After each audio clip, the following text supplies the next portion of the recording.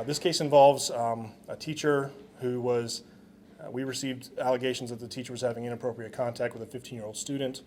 Our detectives were able pretty quickly on to determine that we believe that an incident had taken place. Through the course of the investigation, they were able to uncover physical evidence along with digital evidence and several statements made by the juveniles in question that were able to develop enough probable cause to launch this investigation into a long-term investigation, meaning subpoenas, search warrants, DNA swabs, things like that.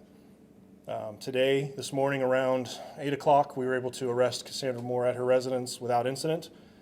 She did invoke her right to remain silent, and she was transported to the Manatee County Jail on 4 charges of lewd and lascivious battery and the transmission of child pornography. So at this time, any updates I can give to you, I will. I would like to stress that we do have juvenile victims involved here, so some obviously names have been redacted to protect both the juveniles and their parents. We will not be releasing any names regarding the victims, and we also still consider this a very active investigation, hoping that today's conference will, if there is other victims out there, hopefully they will come forward at this time. So any questions? Yeah, right here. How did this come to light at all? This goes from an incident where a juvenile told another juvenile something, and that juvenile ended up reporting it to the school. So the complaint came through the abuse hotline to our agency.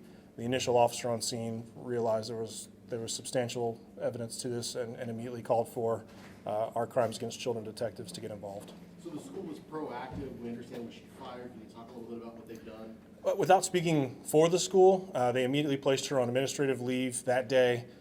They summoned a board of a review board that they do in their process. She was terminated, I believe, 2 days after the administrative discipline was sent down. The school has been 100% cooperative with our agency. We've had no issues dealing with them. I do know they sent out a letter to the students in the school, to the parents, the day she was sent on leave to notify them that they were proactively working with law enforcement. Do you believe that there are possibly other victims? Because I know you said you were making the message, if there is anybody else, do you think this is an isolated case, or do you possibly think there could be other victims?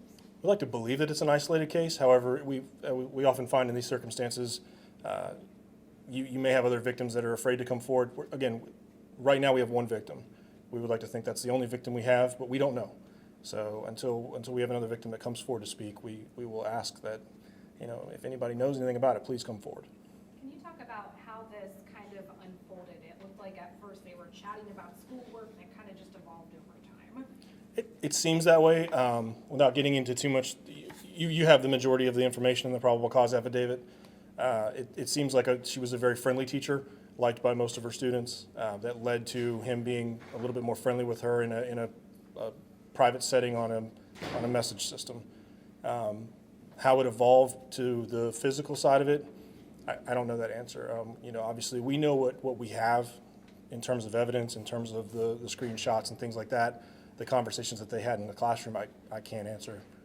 So what grade did she teach, and was the student one of her students? She was a high school teacher. There's like a wide range over there. Like she was his teacher. Right, she was directly in contact with him in the classroom. I couldn't tell you exactly what grade she teaches or subject. What kind of person does something like this? This is a person that has no business having any involvement with children. This is, to me, it's a predatory type person. As a parent of young boys, I would be extremely heartbroken and sad. I am heartbroken and sad of this whole case. This is somebody that has no business being involved with children whatsoever. This investigation took a couple months. Did you guys take your time with it because she wasn't in contact with students at that point? We were confident that her not working at the school, sure, we felt safe that she wasn't involved with the students anymore. Also, we want to make sure we build a case that's going to stand up. Subpoenas, DNA, things like that take time. We're very fortunate that the state of Florida was quick, is what I would consider quick in this business with the return on the DNA. That did help us establish the probable cause in this case.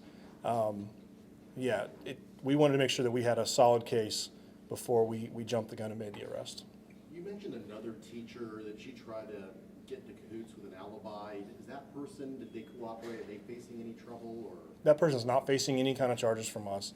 That teacher initially, I believe as a friendship, agreed to say, yeah, I'll help you out, but I think she determined early on that this was wrong, and she eventually told her, no, I will not be an alibi or a witness to help you out, and then she definitely was cooperative with us. And the same thing with the former student that she asked to delete? Exactly, yeah. Same exact scenario. The student was very cooperative with us, didn't want to, obviously saw the writing on the wall, didn't want to be involved in this.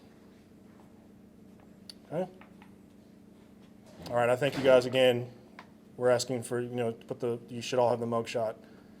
Put her face out there for us, put her name out there, Broach School. If anybody has any information regarding any other inappropriate contact with this teacher, we would love to speak with you. Detective Michael Page, 941-932-9314. All right, thank you very much.